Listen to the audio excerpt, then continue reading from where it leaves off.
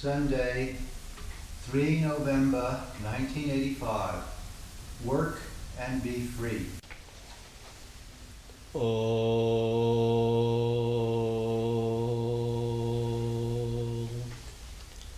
Jo Devo Agno Yakshu Javisham Bhuvanam Avivesha Jo Hridishu Vanashpatishu Tasmai Devayo Namo Namo Om Shanti Shanti Shanti Hari Om Tat Sat. One indivisible homogeneous mass of consciousness, popularly addressed as God, is the indwelling self of human being as well as of nature, and that spiritual substance has projected itself into this variegated universe. May we be able to catch a glimpse of unity behind the world of multiplicity and pay our reverential homage to that great substance which is our essence of life. Let us meditate on the immanent aspect of God. Peace, peace, and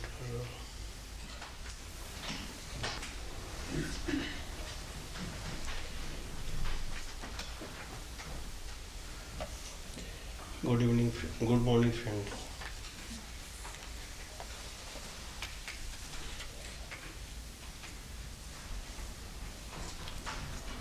We are discussing about the Karma Yoga.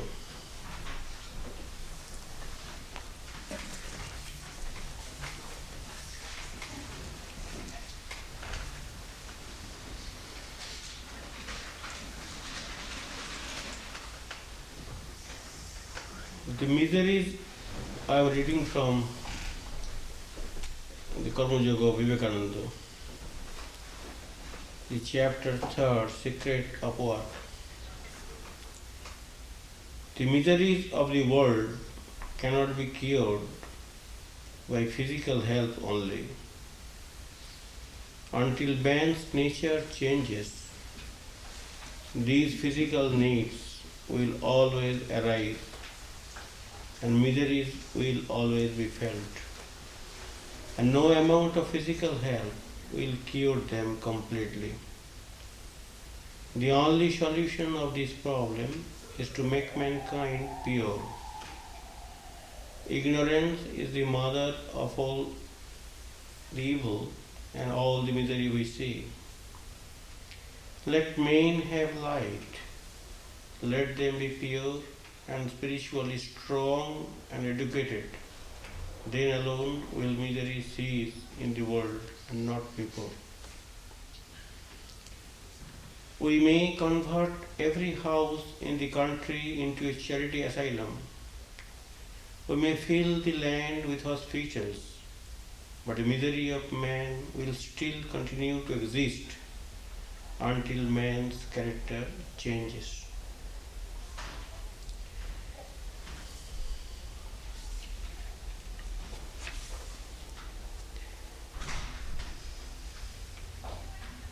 The inherent tendency of a human being is called in Sanskrit a deep impression or sanskaras.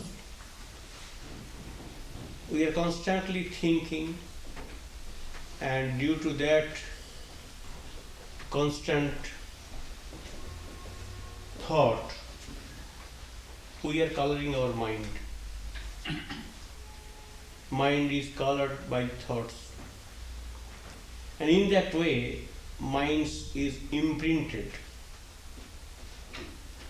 by those thoughts and ideas. That is called native tendency inherent tendency, spontaneous tendency of human mind.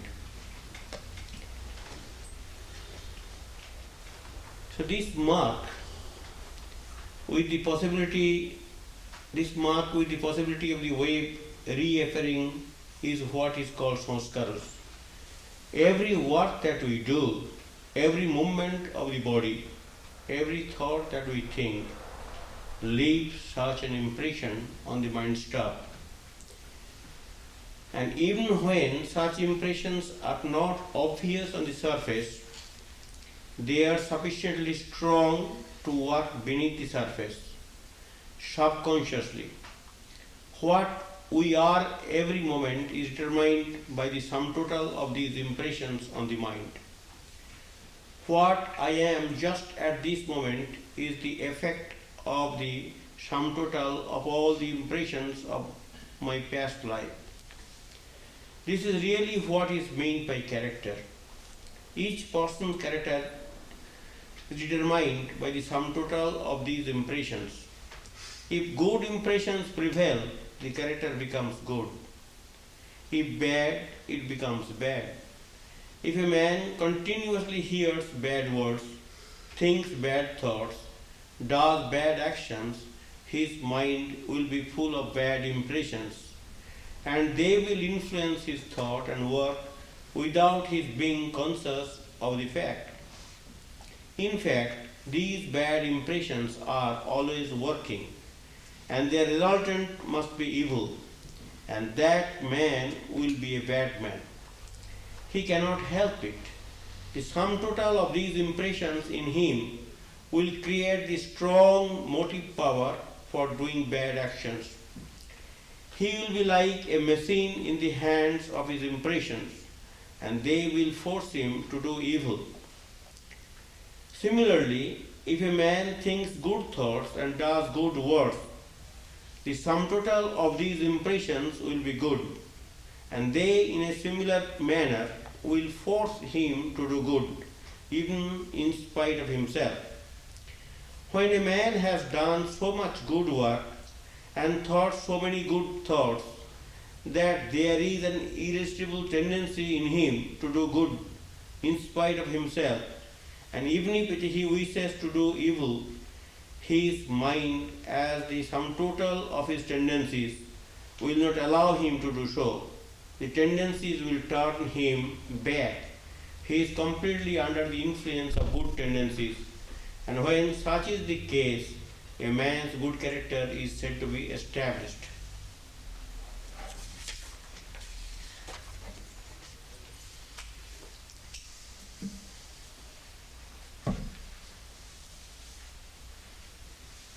So Karma Yoga means that union with God through work. Well, God means that indwelling self or the substance which manufactures this body. And to reach that substance, to experience the presence of that substance within ourselves is the goal of spiritual life. And why spiritual life is sought after? Because by reaching that goal, by coming in contact with that divine presence, or by experiencing its presence within us, we only become peaceful and happy. So everybody is searching happiness. Happiness is a must for everybody, peace is a must for everybody, enlightenment is a must for everybody. But this enlightenment, peace or wisdom cannot be experienced without developing our spiritual nature. So as we are prone to do work, everybody has an inherent tendency to do work. So let us try to understand the significance of work and its impact on our character, on our motivation. And if we are able to understand properly, scientifically, intelligently, then we may be able to change our attitude while doing work, and that sort of work may be helpful to make our mind pure so that spiritual experience can be enjoyed. So 4 types of persons are there generally, according to one Indian poet of 13th century. There are some persons who want to do some, by nature, they are helping others. They are very cooperative, very sympathetic, they are very helpful. By nature, by instinct, instinctive urge, they are impelled by their inner drive to help. There are some people who help, at the same time they want to receive help. They don't want to help only, they want to receive help as well. There are some people, of course, who will receive help but won't help. And there are other 4th categories. They, in spite of the fact they are not receiving anything, still they will like to destroy the peace of others.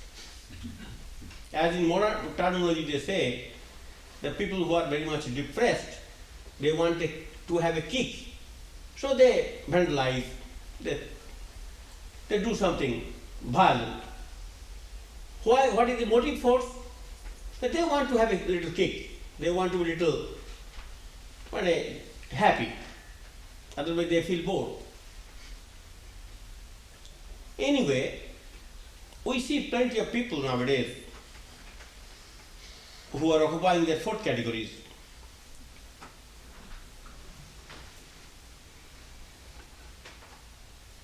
As Swamiji has remarked that all miseries are coming due to our ignorance. Ignorance about our divine self, ignorance about our divine heritage, ignorance about our spiritual impulses.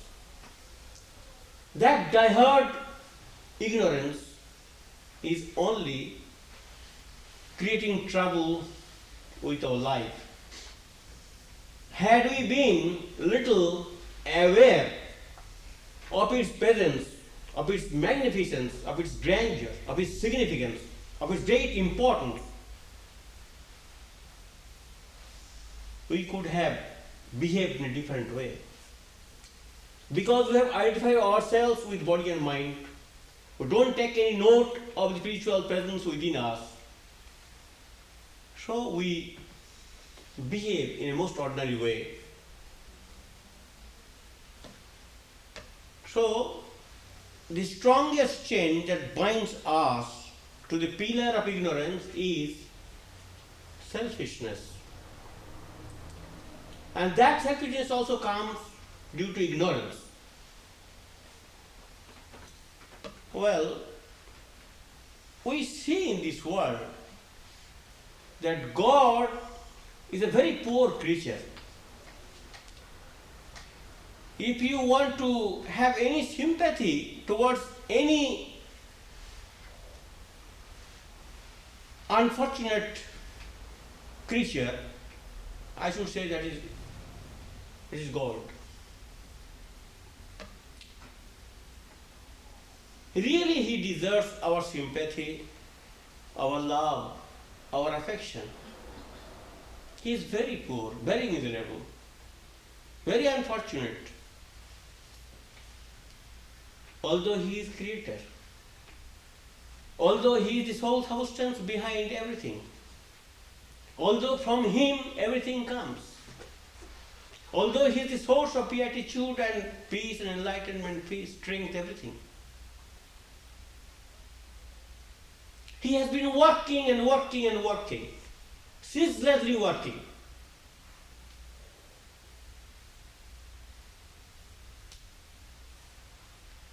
If he is not working, and if he is absent-minded or careless, Or if he wants to take a little rest, world will be disintegrated. There will be chaos in nature. Nature is functioning because God is functioning incessantly within the nature. That poor creature has got no vacation at all. No vacation.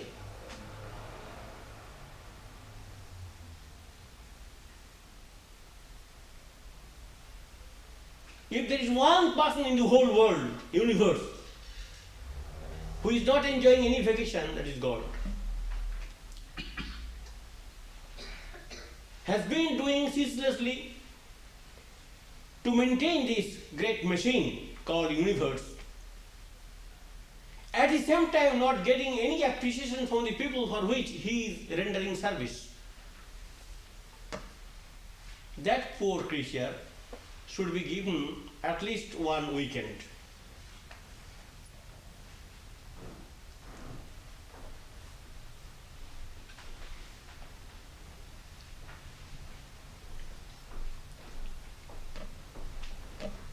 Try to remember the passage of Gita, 3rd chapter, 15th verse. There it says that Nityang Yogge Pratishthitam. Don't think that the world is upheld by this, even New York Society or USA is upheld by the administrators held by Reagan. Never think like that.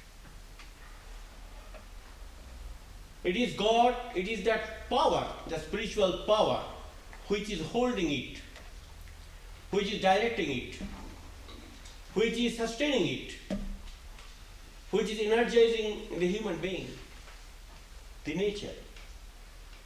So God is a ceaseless worker without any vacation. And God wants us to emulate His example if we want to, that also you also render your service for the peace and prosperity of the society, for the people at large, for children of God.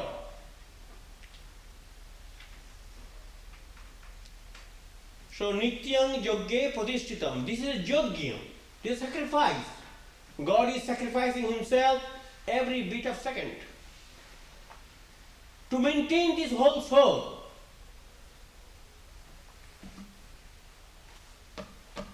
And what he says, remember another verse of Gita, 18th chapter, 46th verse.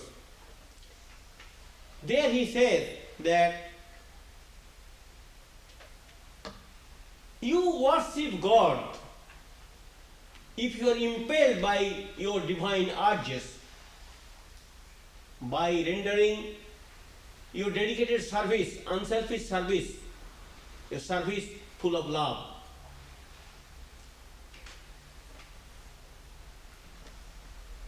Why no? If you want to meet a scientist, then naturally you must have some scientific knowledge to discuss with that particular person, some scientific background, some topic to open up. You cannot disturb a scientist simply say, the price level is going down. You have to have something to converse with such person. So a businessman is also not interested with scientific theories. He is interested with his business.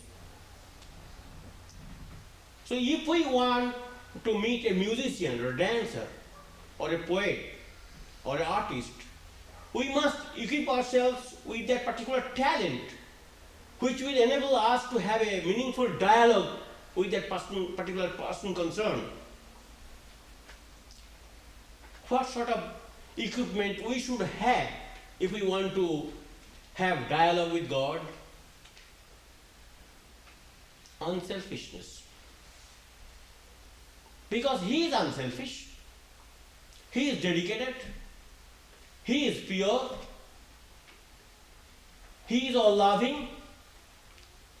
If we want to approach Him, if we want to have any dialogue with Him, if we want to communicate our feelings with Him, if we want to talk with Him in a meaningful way, then we have to have those qualities which will be endeared by him, which will be loved by him, will be enjoyed by him. So, Karma Yoga will teach us how to become unselfish. And by becoming unselfish, by becoming dedicated, by becoming friendly, we can have meaningful dialogue with God. Or in other words, we can approach him, we can feel his presence within us.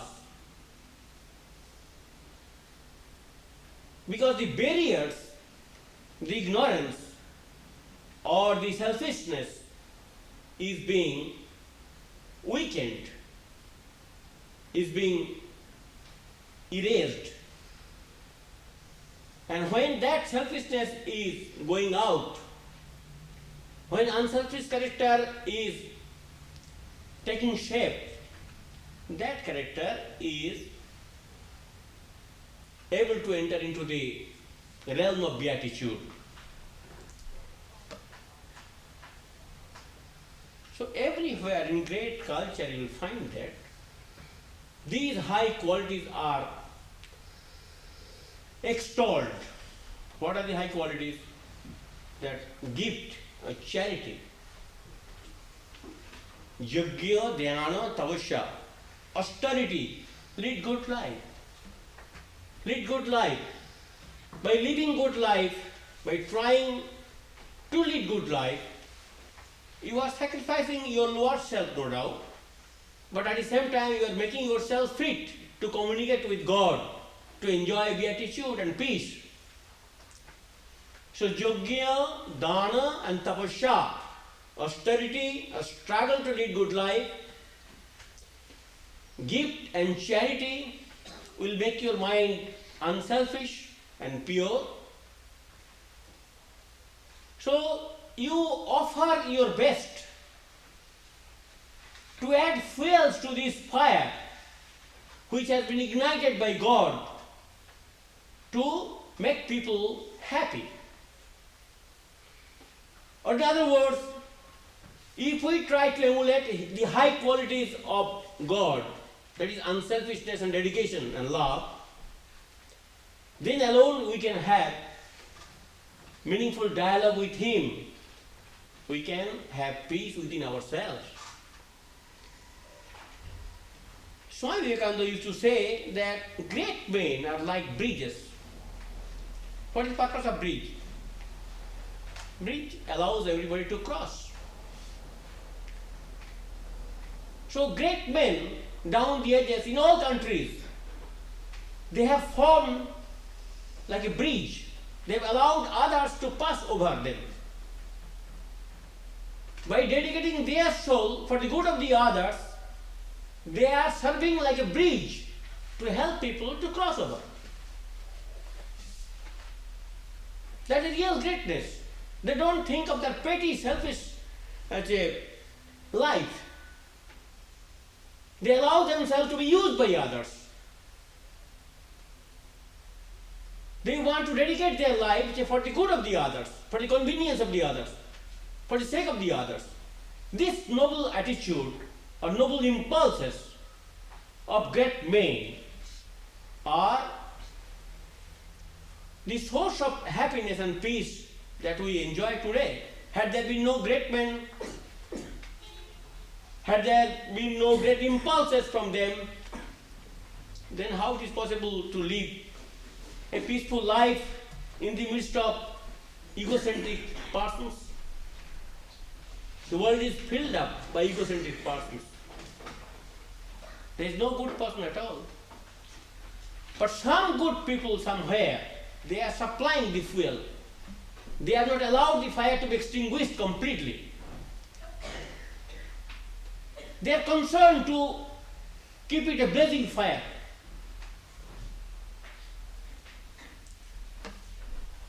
So, even a man like Einstein, he may not be spiritual in the ordinary sense of the term, but he was spiritual in his own way, and in a general way also. He also says that how to eradicate this selfish nature from human life, how to control this egocentric attitude, how to efface the ego, how to deflate the balloon of egotism. That's the whole trouble. Trouble is not how much social security will be granted to a person. Trouble is here. Whether there will be peace between Russia and America, that is not the question. Question is, unless that egocentric attitude is curbed, unless we try to think in spiritual way, unless we discover the spiritual dimension of human life, unless we want to be happy in that beatitude, these political platitudes will never be helpful at all. So Einstein also says that same thing. 100 times a day I remind myself that my inner and outer life is developed by the services of the people living or dead. So I am equally obliged to render service for the well-being of the people from whom I have received. So this impulse that I am enjoying because somebody has helped me to enjoy, somebody has contributed, somebody has created a new environment for our upbringing, for our happiness, for our peace, for our growth. So as a human being, I also want to contribute, and that impulse is spiritual impulse, self-sacrificing principle of unselfishness. And this unselfishness element is only helping us to enjoy peace. If it was absent or eclipsed from human mind, if we are all bunch of crooks full of selfishness, we could not have assembled here. We could not have lived any life at all.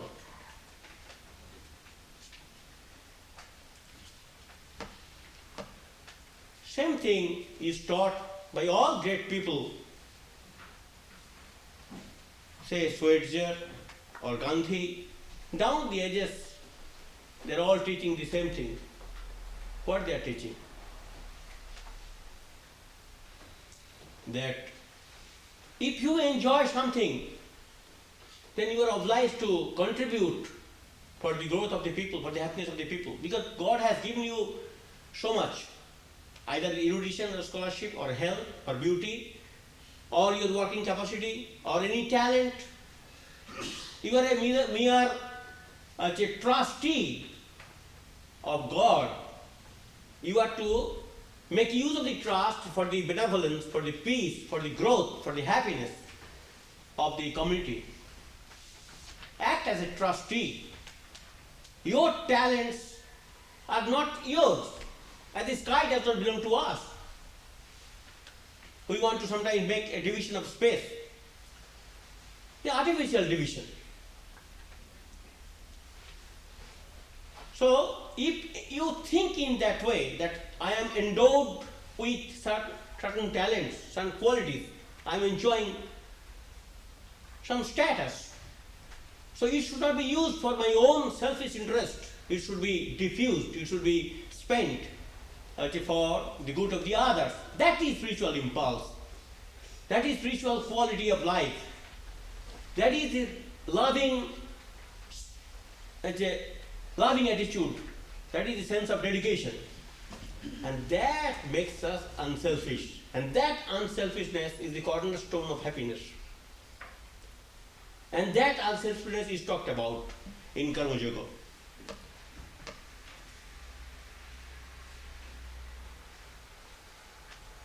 When Mahatma Gandhi died, what he had, you know? You know what he had? What he kept behind? And old spectacles. He was not changing spectacles every 6 months. And old spectacles. And one sandal made of wood. And few clothing. That's all. but he gave his entire energy for the development of the community, worked ceaselessly for the benefit of the people at large, without trying to enjoy his personal life. That sense of dedication, that sense of loving service are to be emulated.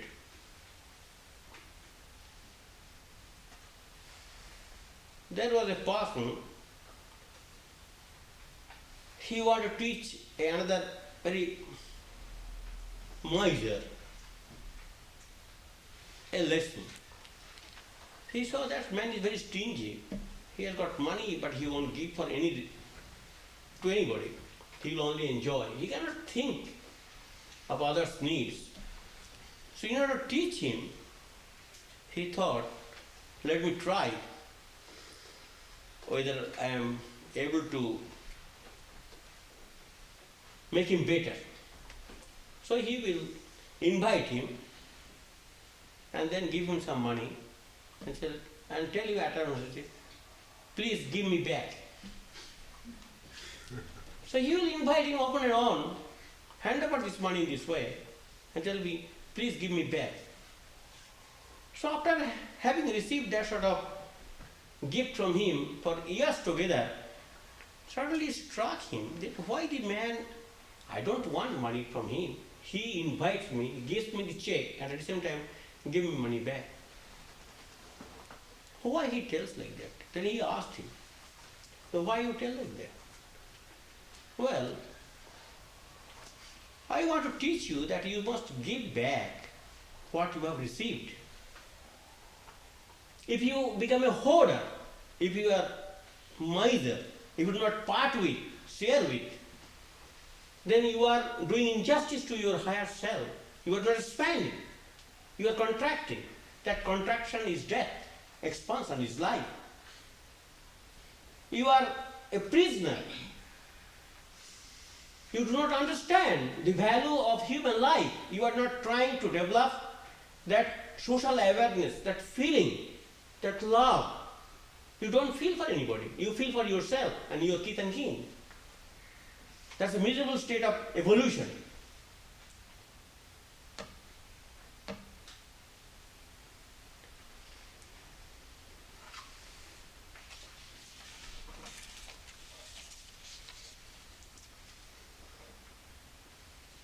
Well,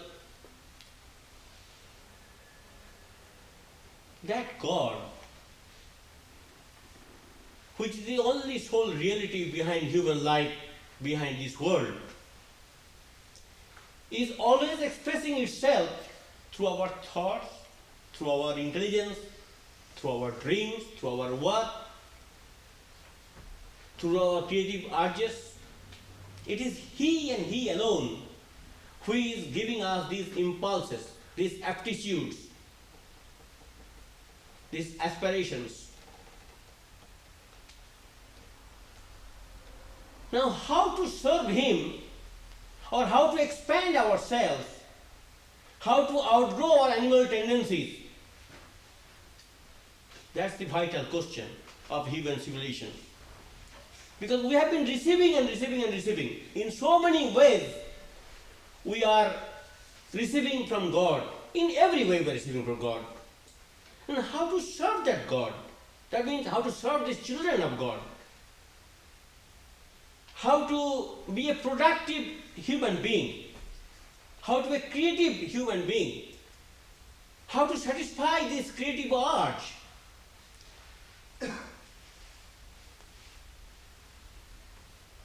So, the reality which is expressing itself in the form of thoughts, intelligence, ideas, aspirations, through the streams of life,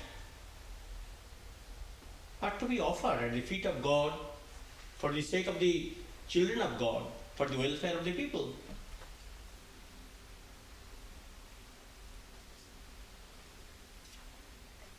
So life is sacred, and life itself a religion.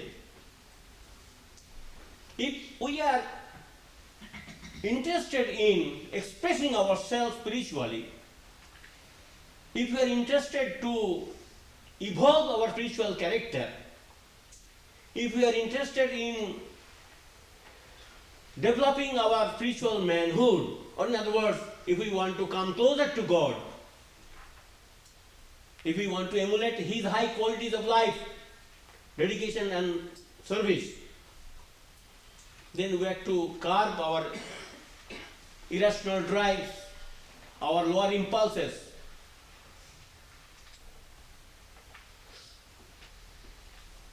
And that can be done through what? Through education and through religion. So what is one of the ways which can be followed by us to emulate that high example?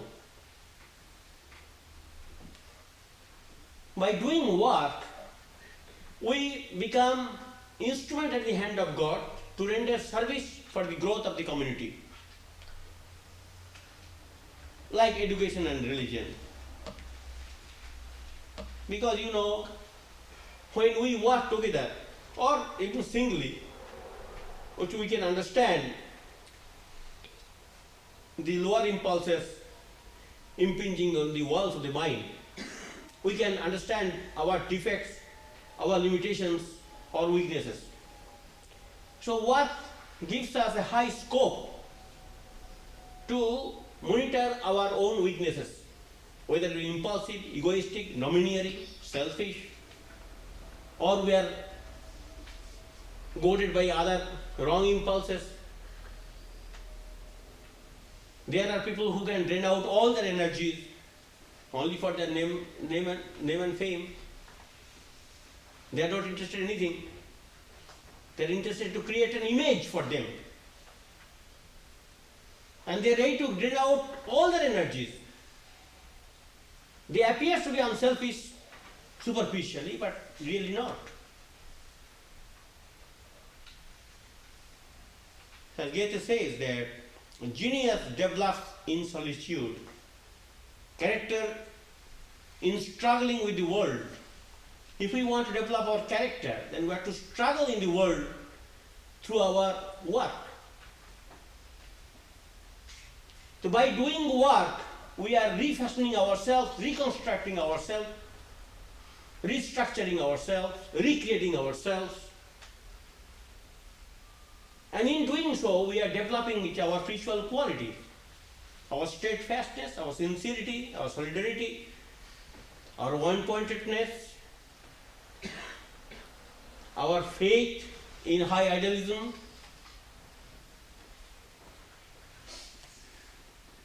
The karma yogis are of two types.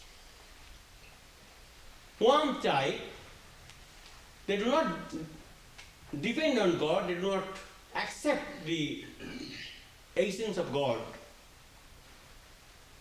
So they can also improve themselves by doing noble work, by becoming pure, by becoming unselfish. And unselfishness is God if they are able to eschew their lower impulses, curb their egocentric attitude by constantly doing unselfish work. Truth will flash. But that is a very hard way. Very hard way. But there are some people who are suitable for that, suited to that purpose, suitable to undertake that sort of program. All right, let them take. We have got no objection. We should be thankful to God if we can reach by following any other way which is suited to our genius. So let every people enjoy his or her way of living.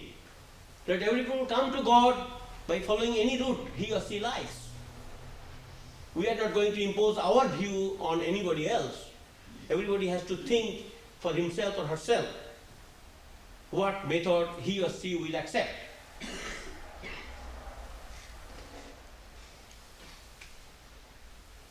Now, karma yogis are also bhakta devotees because they have understood that world is manufactured by God. World is a handiwork of God. World is a creation of God. So also the human life. So God is the sole proprietor. God is the sole substance. God is the sole entity. And that entity can be approached by rendering loving service to the children of God. So they become devotee. They want to render services for the safety and security of the world, for their own spiritual development. So they are doing work for the sake of God. They are offering their fruits of action at the feet of the Lord, because the impulse they are receiving from God, body itself belongs to God. You can't claim your body that it is your own.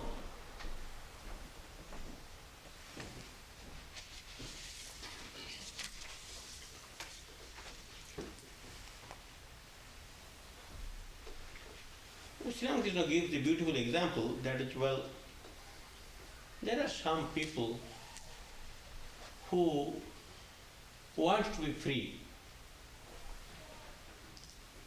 and they try. There are some people who feel the urge of freedom and they understand that they're imprisoned, but they do not make any effort. And there are some people who are not at all interested in having freedom. They don't feel the pangs of bondage or imprisonment. So I'm going to give the homily example that is a fisherman is catching fish and spreads his net. Some fishes, when they are caught, they go down to the mud. They want to hide themselves in the mud within the net. They thought by doing so they will be safe. Some fishes, they think, well, we are going to be caught, no longer going to enjoy the freedom. And some fishes, they are alert of their the imminent danger.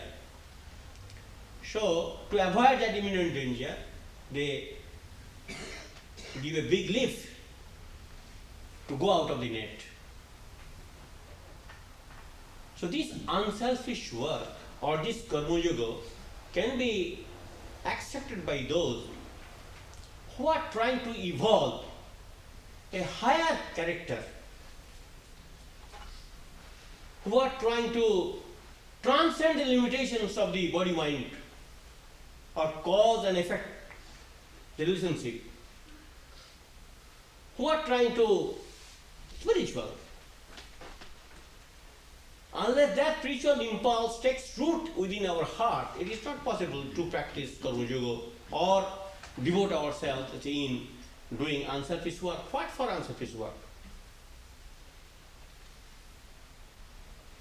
So Sri Ramakrishna gives another example, very beautiful example, that, well, as we are talking about the deep samskaras, deep impressions. Those who are constantly doing bad things, they always harbor bad thoughts because they can't help. They don't think that they are doing bad things. It is so natural for them. They have got no higher aspirations. It's completely dead to the human sensitivity. Now other people, those who are retaining that human sensitivity, trying to develop the spiritual impulses, they feel the urge of enjoying greater freedom. So Sri Ramakrishna gives the example that, well, you know that common example. They were overtaken by storm. So they took shelter in a house. And naturally, the host, they entertained them, gave them shelter. A beautiful garden. And they were allowed to sleep in that garden, but they were not having sleep. So one of the fishermen discovered that, well, let us bring our fish basket and sprinkled some water and kept it. Used it as a pillow, and soon they were asleep. So this means that unless these deep impressions which has kept us down are snapped, are removed or effaced, or attenuated or weakened, unless higher impulses are allowed to generate, unless we are imbued by idealism, unless we are awakened, spiritually sensitive, spiritual life will never take root in the real sense of the term. That does not mean anything is wastage. Nothing of wastage. Slow process will also help us, definitely. We have to begin somewhere, no doubt about it. We cannot say because I am bad, I cannot think like a saint, so I have got no future. Certainly not. Every one of us has got great future. But to enjoy spiritual life, to have some spiritual peace within, we have to be a little serious. We must be awakened, and we must be spiritually imbued to make some tangible progress in spiritual life by eschewing the lower impulses. That's all.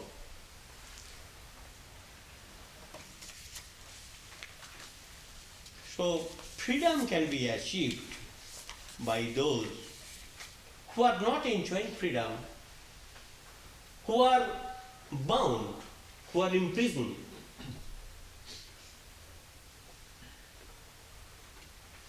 By becoming unselfish, by emulating the high example that we always see in God. God is unselfish. God is giving away. God is 24 hours working. Every minute, every second He is working. If we try to be unselfish, if we try to meet God, as I told you earlier, we have to have that sort of quality of mind, equipment, knowledge, to have a meaningful dialogue with that particular person. So with unselfishness, with dedication, with purity, with love, with sympathy,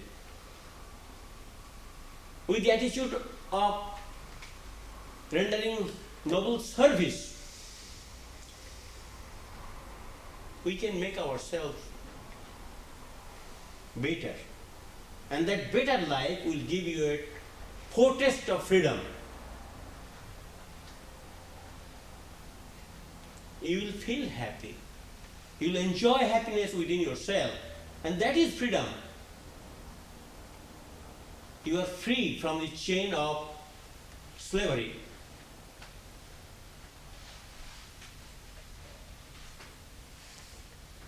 Let us stop here.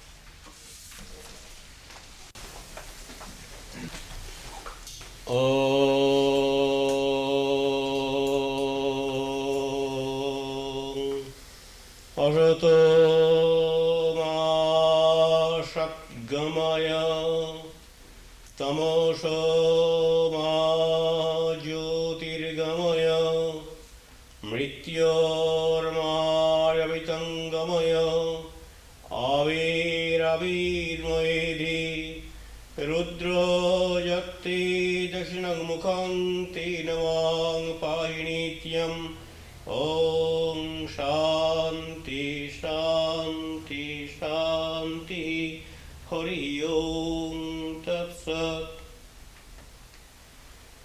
May He who is the Father in heaven of the Christians, Holy One of the Jews, Allah of the Mohammedans, Buddha of the Buddhists, Tao of the Chinese, Ahura Mazda of the Zoroastrians, and Brahman of the Hindus, lead us from the unreal to the real, from darkness to light, from disease and death to immortality. May the all-loving being manifest Himself unto us. May the all-loving being manifest himself unto us.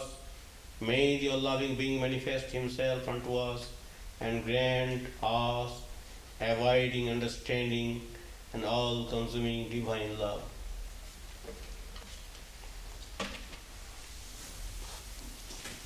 Peace, peace, peace unto us all.